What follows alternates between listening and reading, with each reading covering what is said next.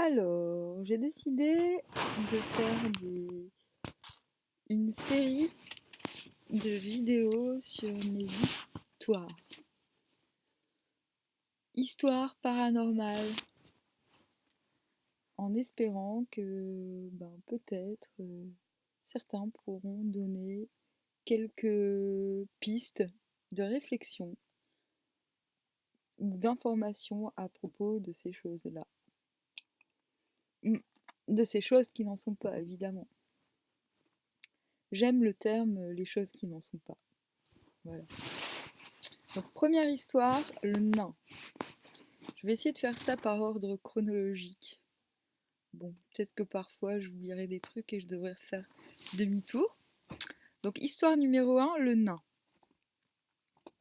Alors, j'ai un an, pile poil ou à peu près, je me souviens, c'était à peu près le printemps et je suis née au printemps, donc je devais avoir un an.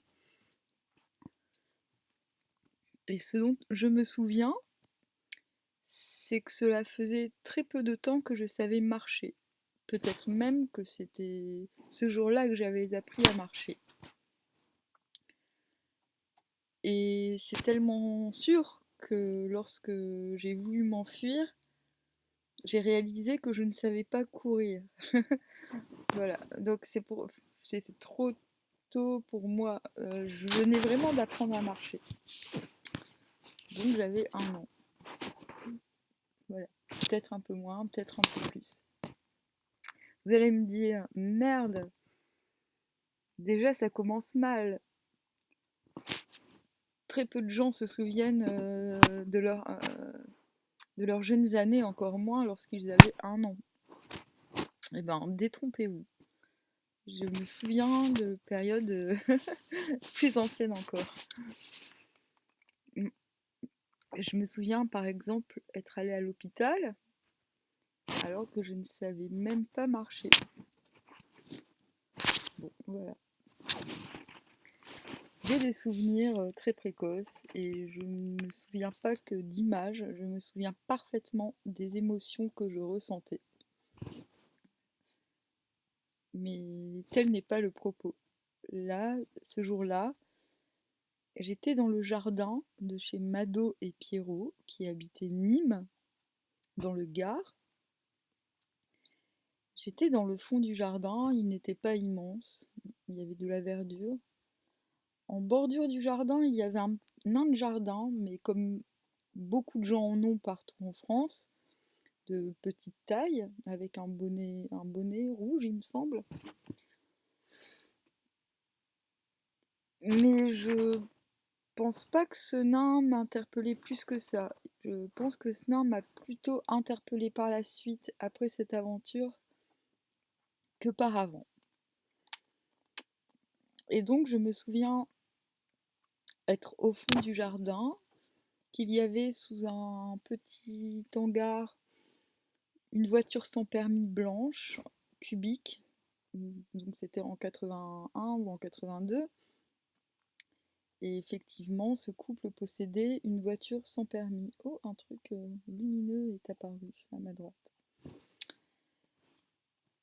Et voilà, je pense que si j'en parlais à mes parents, ils me diraient, mais ils me confirmeraient qu'ils avaient une voiture sans permis. On n'a pas pu me... Je ne pense pas qu'on ait pu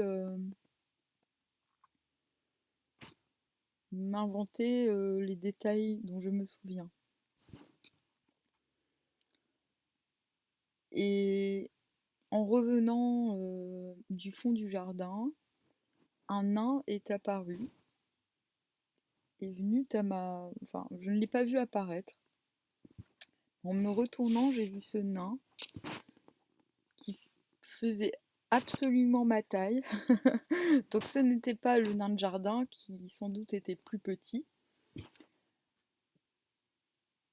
Et c'est vrai que bon, d'aspect, on pourrait le faire ressembler à un nain de jardin sans le côté carnavalesque du déguisement. Je n'ai pas le souvenir qu'il ait eu un déguisement particulièrement moyenâgeux ou folklorique. Ce qui est sûr, c'est qu'il me parlait. Je ne sais pas trop dire si c'était oralement ou télépathiquement, et que je l'écoutais un très court moment jusqu'à réaliser que la situation était très improbable et que c'était le moment de partir en courant. Parce qu'effectivement, ça peut paraître très paradoxal, mais bien qu'à cet âge on ne puisse exprimer grand-chose, les sentiments existent déjà. Et j'avais déjà le... Je me souviens de l'émotion exacte que j'ai ressentie, c'est-à-dire de trouver la situation paranormale et donc de m'en méfier. J'ai peut-être cru que ce nain de jardin... Donc ça, c'est une supposition.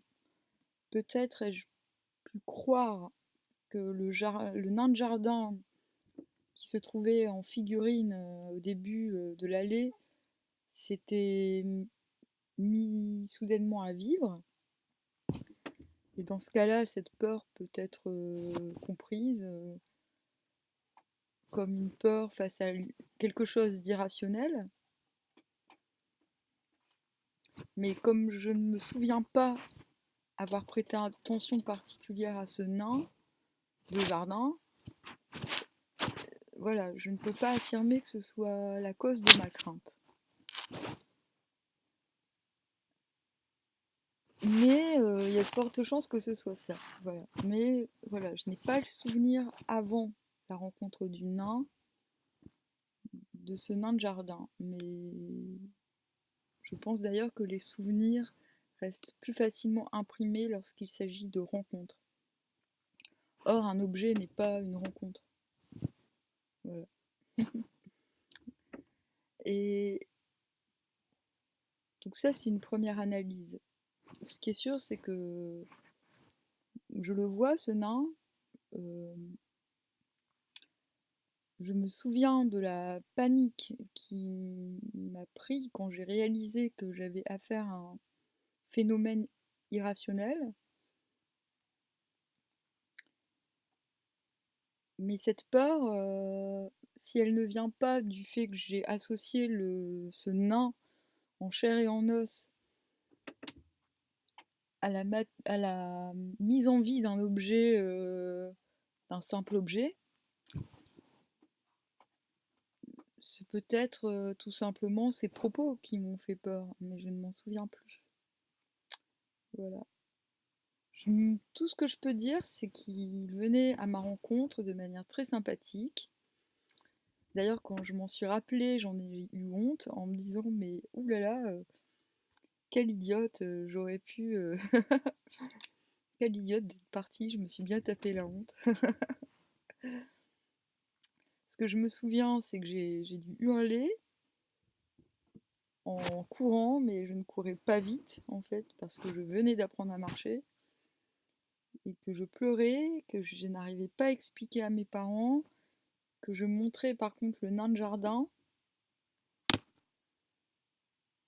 et que même si ma pensée était construite, je ne savais pas encore l'exprimer. Voilà. Donc c'était très compliqué de faire comprendre à mes parents ce que je venais de vivre. Et cela dit, ils se seraient sans doute moqués de moi, donc tant mieux. Donc, ce qui est sûr, c'est qu'il était sympathique, qu'il venait de nulle part, que voilà. Et j'ai toujours associé ce lieu dans lequel je me suis rendue à nouveau 14 ans plus tard à quelque chose, à un lieu, voilà, à ce phénomène. Et donc je ne connais pas la cause de cette rencontre, Bon, je me suis rassurée en me disant, écoute, t'avais qu'un an, tu savais même pas parler, c'est pas très grave si t'es partie en courant comme une couillonne alors que tu ne savais même pas courir. Et ce n'est pas le seul phénomène qui m'a mis dans cet état, même si maintenant je me la pète et que plus rien ne me fait peur. Bon, bah, il faut en passer par là et ce n'est pas une honte que de réagir à quelque chose qui nous dépasse, qu'on ne peut comprendre sur le champ, qu'on réagisse par un retrait. Voilà, et puis la peur, elle est à écouter. La peur, c'est une sorte d'attention. Voilà. Et l'attention est une forme d'amour. Et faire attention aux choses, ça ne veut pas dire les regarder de manière passive. On peut aussi s'en éloigner et travailler cette matière dans son esprit. Voilà. Donc, pas de jugement, pas d'autocritique sur cet événement, mais des questions. Voilà. Je me questionne sur ce nain, sur le nain de Nîmes. Et j'ai eu beau chercher, je n'ai pas trouvé de témoignage. Je ne parle pas de nains qui naissent d'un homme et d'une femme et qui ne grandissent pas. Je parle vraiment d'un nain qui est apparu et qui serait plutôt apparenté aux gnomes, aux lutins. Mais je suis un petit peu nulle dans tous ces... J'ai pas encore beaucoup de connaissances. Quoique les sujets que je traite actuellement me permettent de tomber dessus par hasard. Voilà. Euh, Notamment dans Merlin et dans d'autres livres que je traite actuellement. Que j'aimerais plutôt avoir que de simples citations. Ce sont de vraies expériences vécues. Mais je n'en ai pas trouvé. Voilà. C'était l'histoire numéro 1. Et j'aimerais aussi définir le mot toire qui n'existe pas et c'est bien dommage.